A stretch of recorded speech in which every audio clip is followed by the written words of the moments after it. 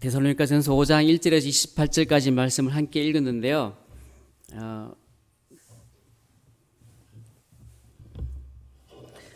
제가 목사님처럼 은혜의 설교를 할 수 있는 것도 아니고 또 제 머릿속에 많은 지식이 있는 것도 아니어서 그냥 성경 속에서 제 눈에 보였던 데살로니가 교회를 소개하는 것으로 오늘 설교를 대신할까 합니다.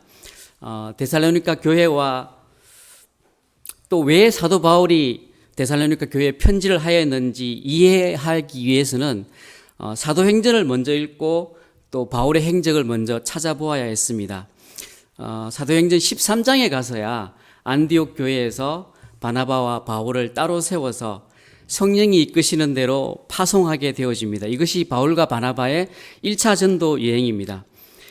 이미 알고 있는 내용들이지만 설교를 준비하면서 다시 살펴보는 바울의 전도 여행은 지금에서야 말이 좋아 전도 여행이지, 사도 바울과 바나바는 그들이 도착하는 곳마다 복음을 전하고 또 유대주의자들에 의해서 고소당하고 매맞고 돌에 맞고 쫓겨나기를 반복해야 하는 그야말로 고난의 연속이었고, 어쩌면 인간적인 관점에서 바라보면 그들의 목숨조차도 보장받지 못하는 험난한 일정이었습니다.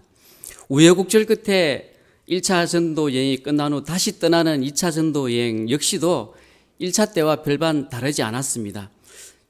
그러나 이번에는 또 시작부터 꼬였습니다. 마가 요한을 데리고 가는 문제로 바나바와 바울은 심하게 다투었고, 이로 인해서 바나바는 마가 요한을, 바울은 실라를 데리고 각각 전도 여행길에 오르게 됩니다. 이때 사도 바울 일행을 쫓아가 보면 사도 바울 일행은 드베와 루스드라를 지나서 아시아로 가고자 했지만 목표는 아시아로 가는 것이 목표였는데 성령께서 막으심으로 유럽으로 가는 마케도니아 첫성 빌립보에 도착하게 됩니다. 그곳에서 루디아라고 하는 믿음의 좋은 동역자를 만나기도 했지만 점치는 여인에게 들어있던 귀신을 쫓아낸 사건으로 인해서 또다시 고소당하고 죽지 않을 만큼 두들겨 맞고 옥에 갇히는 신세가 되었습니다. 그러나 바울과 실라는 이 상황 속에서도 하나님을 찬양하고 기도할 때에 지진이 나고 옥터가 무너지고 사슬이 풀어지는 역사를 체험하고 빌립보를 떠나고 또 암비볼리와 아볼로니아를 거쳐서 드디어 이곳 데살로니가에 도착하게 됩니다. 그러나 사도행전에서 데살로니가에 대한 기록은 제가 읽어본 적은 그렇게 길지 않았습니다. 사도행전 17장에 가서야 17장 1절에서 9절까지의 말씀이 데살로니가에 대한 기록이 전부였습니다. 17장 2절에 보면 바울 일행은 데살로니가에서 새 안식일을 머물렀다고 기록하고 있습니다. 새 안식일은 그냥 3주간이라고 이해하면 될 것 같습니다.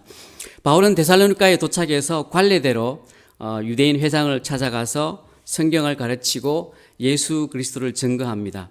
세 번의 안식일 동안 그렇게 복음을 전하고 예수 그리스도의 죽음과 부활을 증언하였을 때 일부 경건한 헬라인들과 기부인 무리가 바울의 가르침을 따랐지만은 이번에도 역시 유대인들과 또 그 지역의 불량배들이 함께 소동을 일으키고 바울을 잡고자 해서 그래서 이 때문에 더 있고 싶었지만 있지 못하고 밤에 도망하듯이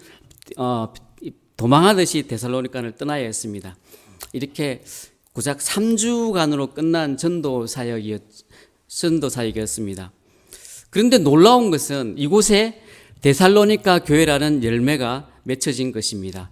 이로 인해서 바울은 기쁨과 감사의 편지를 쓰게 되는데 이것이 오늘 우리가 읽은 데살로니가 전서이고, 데살로니가 교회는 바울에게 있어서는 정말 영광이었고 기쁨이었다고 1장부터 시작해서 읽어보면 그런 내용들로 이 바울은 이 서신을 채우고 있습니다.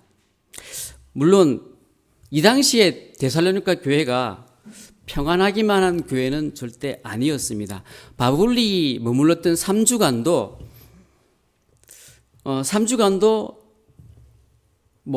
그 유대인들로부터 협박과 또 소동이 일어났었지만 데살로니가 교회도 역시나 박해와 유혹이 있는 교회였습니다.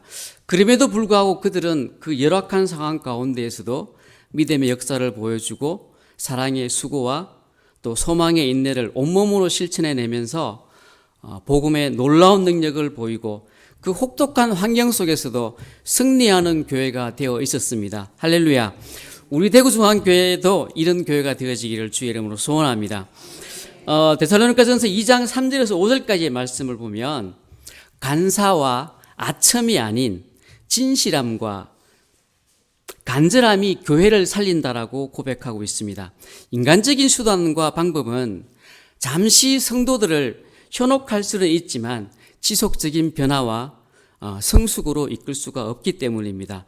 또 더 나아가서 데살로니가전서 2장 6절에 7절 말씀을 보면은 명령과 굴림보다는 사랑과 섬김이 더 큰 영향력을 발휘한다라고 고백하고 있습니다. 비록 데살로니가 교회에서 3주간의 짧은 기간이었음에도 불구하고 또 도망치듯 떠나왔지만은 바울의 섬김과 헌신이 결코 헌신의 사역이 결코 헛되지 않았음을 데살로니가 교회가 증명해 주었기 때문에 아마 바울이 더 기쁘고 또 감동이 되었지 않았나 생각합니다. 데살로니가 전서의 1장부터 5장까지의 아주 짧은 장이지만 그 중에서 제가 5장의 말씀을 본문 말씀으로 선택한 이유는 아주 간단합니다. 오늘 우리가 읽은 5장 16절 이 짧은 말씀 때문입니다. 우리 같이 한 목소리로 16장 말씀 다시 한번 읽어보겠습니다. 5장 16절 말씀입니다. 시작.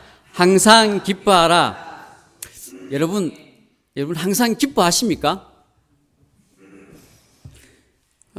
이 서신을 쓴 바울조차도 항상 기뻐할 처지가 아니라 늘 목숨이 위태로운 상황 속에 있었고 또 반대로 이 편지를 받는 데살로니가 교회 역시도 항상 핍박자들 속에서 남겨진 열악한 상황이었습니다. 과연 이 상황들이 기뻐할 수 있는 상황들이었을까? 저는 고민해 보았습니다.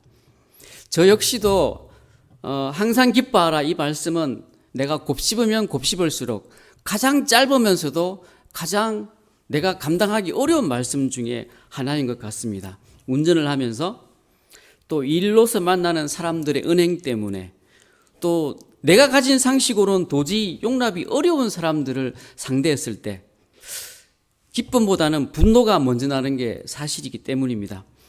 이렇듯 저의 삶 속에서조차도 항상 기뻐하라 이 말씀은 분명히 쉽지 않은 말씀임에는 분명합니다. 여러분들은 어떠십니까? 물론 저보다 낫겠죠.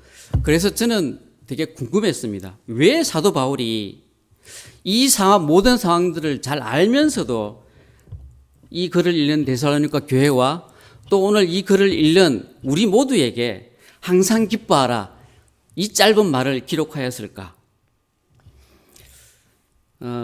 잠시 그도 대답을 찾지 못해서 설교 본문을 바꿀까도 생각했는데 성경에서 나는 의문은 또 성경에서 찾아야 되기 때문에 다시 이 5장의 말씀을 묵상하고 자세히 들여다보아야 했습니다.